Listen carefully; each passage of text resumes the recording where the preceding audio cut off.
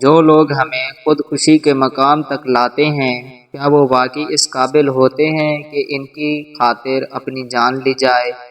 عورت کو سننے کے آداب میں سے ایک یہ ہے کہ سب سے پہلے اس کی آنکھوں کو سننا چاہیے۔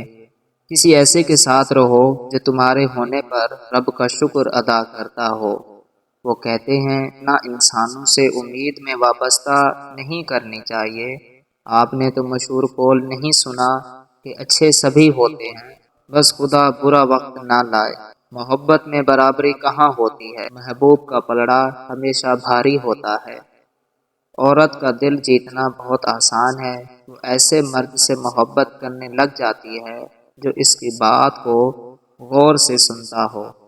جب کافی عرصے تک عورت کی جنسی ضروریات پوری نہ کی جائے تو وہ اس پھول کی طرح اپنی نازکی اور رنگت کھو دیتی ہے جو کھل جانے کے بعد مرجھا گیا ہو۔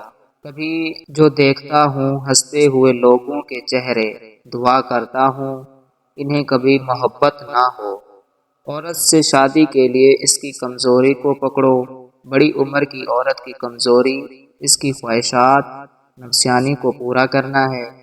جوان عورت کی کمزوری ہے بے بہا دولت اور عیش و عشرت مہیا کرنا ہے۔ کم عمر عورت کی کمزوری اس کی بلا وجہ تعریف کرنا ہے۔